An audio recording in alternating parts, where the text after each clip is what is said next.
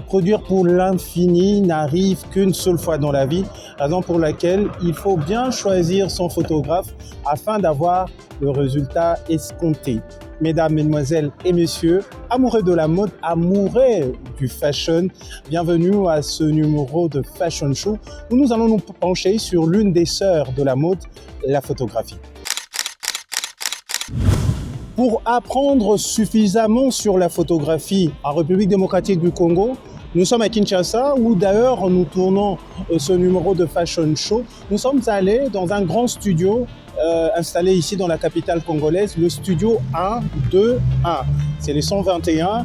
Le studio est coordonné comme ça de main de maître par M. Odon Kassongo qui nous a accordé une interview de sa rencontre, de sa carrière avec la photographie, mais bien évidemment de l'importance de celle-ci dans les secteurs de la mode.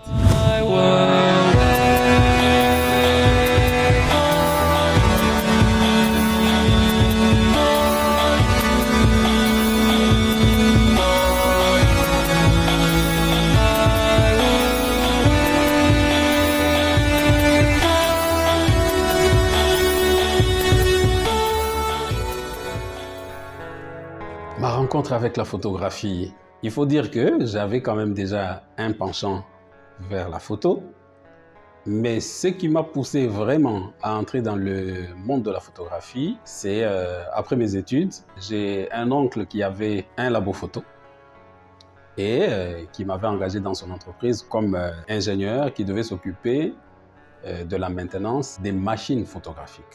Parce qu'à l'époque, les labos photos, c'était pratiquement des industries. Et moi, j'étais là pour m'occuper des entretiens de ces machines-là. En entretenant ces machines, je devais comprendre les principes photographiques parce que ces machines-là fonctionnaient effectivement comme des appareils photo. C'est par là que je me suis un peu plus spécialisé dans la photographie.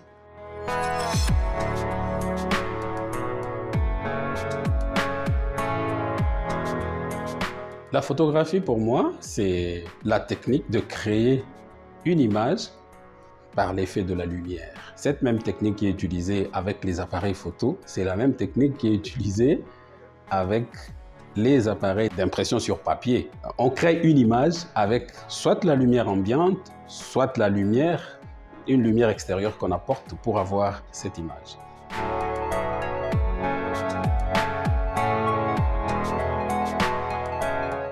La RDC regorge de beaucoup de talents en matière de photographie. Il faut dire que la photographie aussi a beaucoup évolué. Aujourd'hui, nous sommes à l'heure du numérique. Le numérique a facilité beaucoup de choses. Quand je regarde l'époque où moi j'ai fait la photographie argentique, comme on l'appelait à l'époque, et aujourd'hui, il y a eu une très grande évolution. Et cette évolution a permis à ce que les talents puissent s'exprimer. Aujourd'hui, nous avons le Congo plein de talents en matière de photo.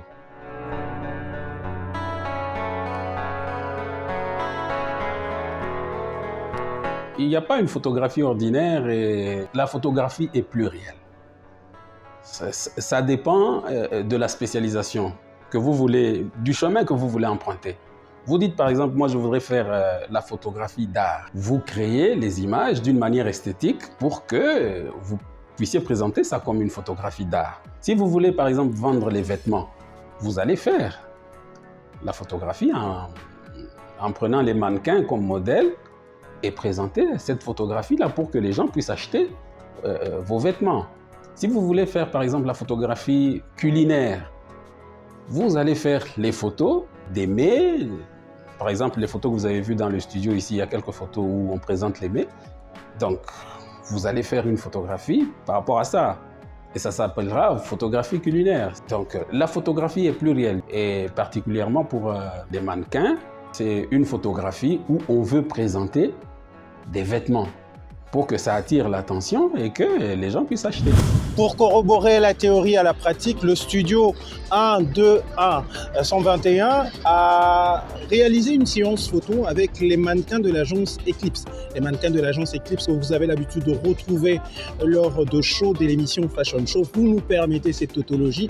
Et moi également, j'ai profité de l'occasion pour y montrer, car j'ai au niveau de mes yeux cette paire de lunettes comme ça de Papa Wemba offerte par un de ses proches. J'en ai profité pour immortaliser car le moment était tout simplement magique. On va suivre avec attention cette séance photo.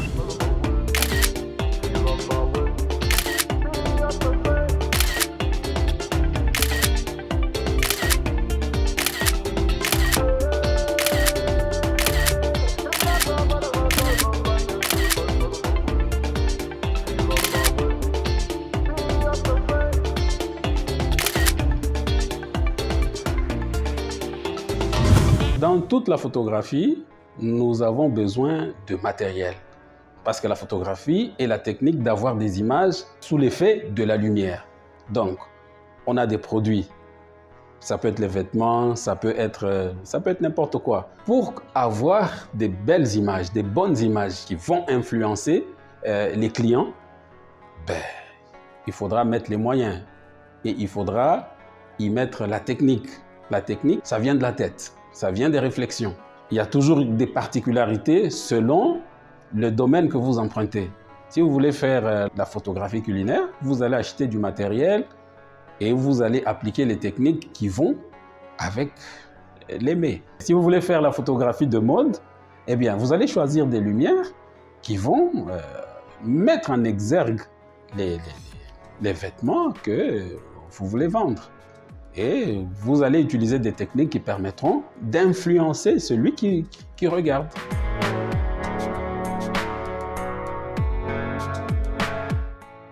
Généralement, avec les top modèles, nous utilisons les bols beauté.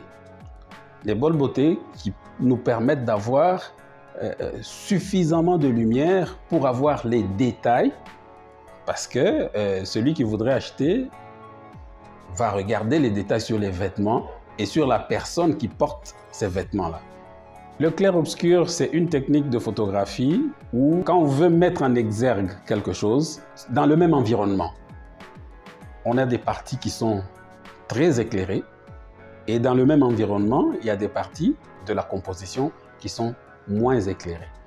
Et comme l'œil humain va directement vers ce qui brille, ce qui est clair, l'homme aura tendance à regarder là où il y a beaucoup plus de lumière. Ainsi, on a mis en exergue ce qu'on voudrait faire voir à l'autre.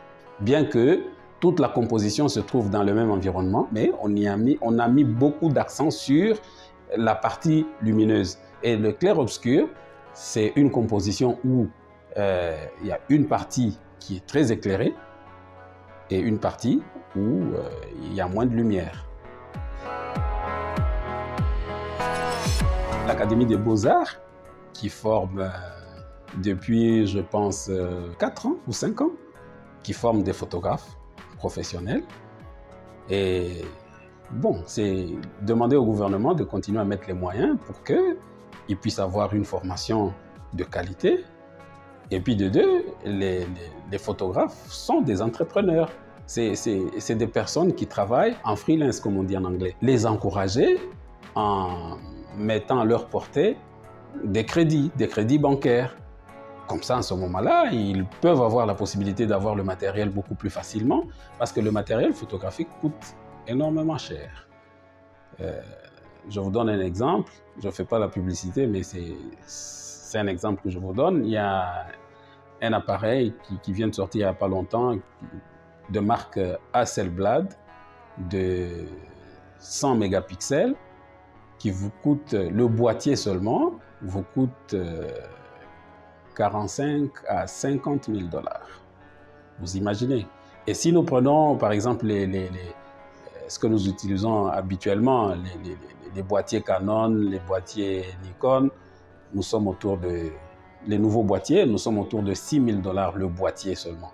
Et si nous ajoutons les objectifs, donc un appareil photo peut vous coûter facilement 10 000 12 000 $. Bon, vous voyez dans notre environnement comment rentabiliser avec ces prix-là. Les équipements coûtent énormément cher, mais il faudrait qu'il y ait un appui pour permettre à ce que les photographes puissent s'en sortir.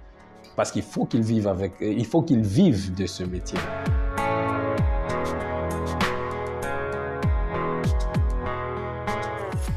D'un côté, tout le monde est devenu photographe. Tout le monde est devenu producteur d'images avec les réseaux sociaux. Et de l'autre côté, ça a un peu diminué l'impact de la photographie professionnelle. Parce que le client pense que avec son téléphone, il peut tout faire.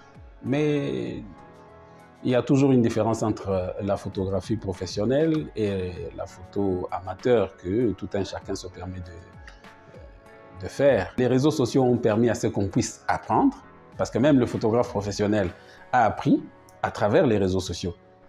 De l'autre côté, ça diminue le champ de son travail.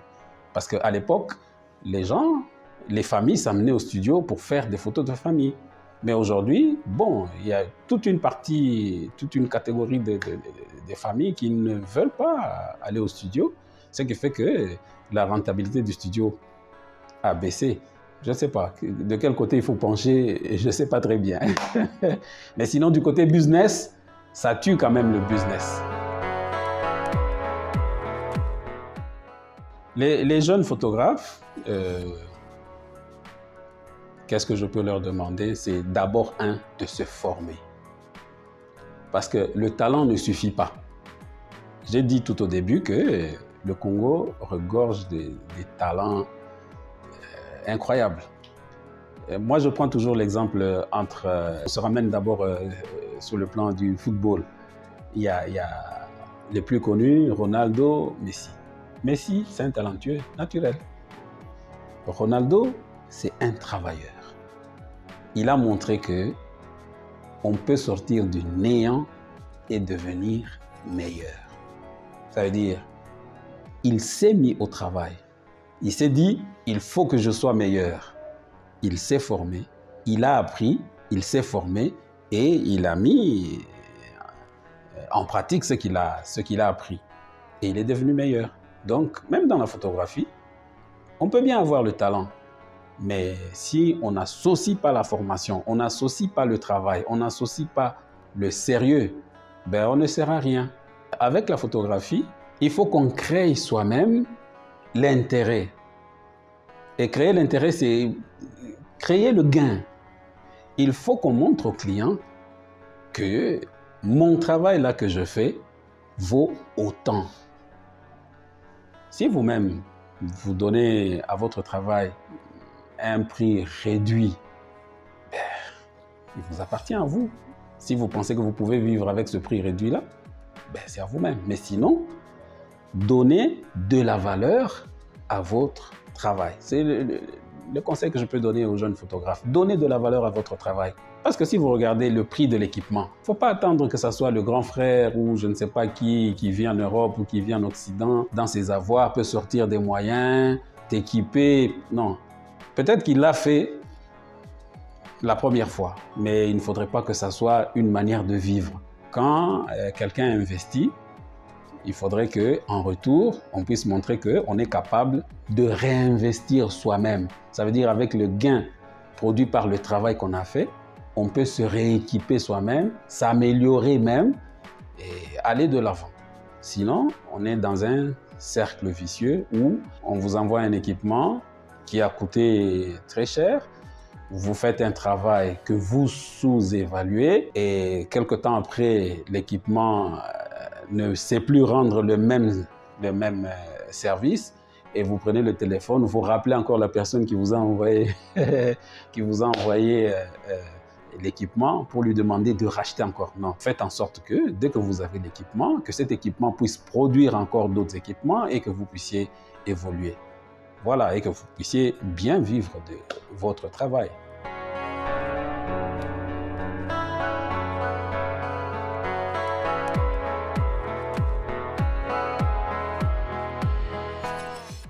je n'ai pas fait le droit, mais ce que je sais, c'est que l'auteur du produit, c'est moi. C'est le photographe qui est l'auteur du produit. Si la photo a été prise pour essayer de gagner de l'argent autour de cette image, le photographe doit bénéficier parce que c'est lui l'auteur de l'image. Même si la personne est... c'est elle qui est représentée, mais l'auteur, c'est le photographe. Et le photographe doit gagner sur cette image-là. Mais si vous venez au studio, on vous prend une photo et vous avez payé, c'est fini. C'est comme si je vous cède les droits parce que vous m'avez payé. À ce moment-là, vous pouvez exploiter. Mais si vous ne m'avez pas dit que cette photo-là, ce sera exploitée d'une manière publicitaire, non, je suis en droit de réclamer. Je suis en droit de réclamer. Je laisse cette matière-là aux juristes, mais ma connaissance est celle-là.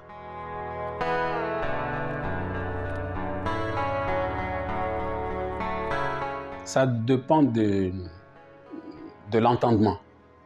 Ça veut dire, il y a des personnes ou des marques qui viennent et qui exigent certains types de photos. Qui disent, voilà, moi, pour ma marque, je voudrais des photos de tel type, de tel type, de tel type. Là, vous êtes obligé de vous plier et vous le faites et vous payez par rapport à ça. Mais il y a d'autres photos où vous proposez. Vous proposez à celui à qui appartient la marque, vous lui dites, voilà, il serait mieux qu'on vous fasse des photographies de tel type pour que ça puisse attirer l'attention de vos clients. Donc, ça dépend de ce que vous allez vous dire entre le photographe et celui qui veut présenter sa marque.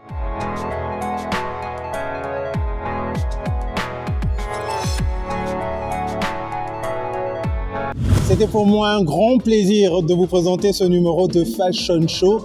Je pense vous retrouver très prochainement. Ne vous inquiétez pas, ça sera avec le même plaisir. Vous retrouvez cette émission Fashion Show chaque samedi sur B1. B1 que vous avez l'habitude de retrouver sur TNT, sur Easy et même sur Canal+, parce que nous avons des appels de partout. Et je profite de ce numéro pour faire un clin d'œil à tous nos fans qui nous suivent depuis les États-Unis d'Amérique, précisément au Texas. Alors, je vous retrouverai très prochainement pour un autre numéro de Fashion Show. Cette fois-ci, nous parlerons de 100 ans de la ville-province de Kinshasa. Comment est-ce que la mode a évolué dans cette capitale de la SAP, capitale de la mode qui se trouve au centre même de l'Afrique. Entre-temps, portez-vous bien et surtout, excellente soirée.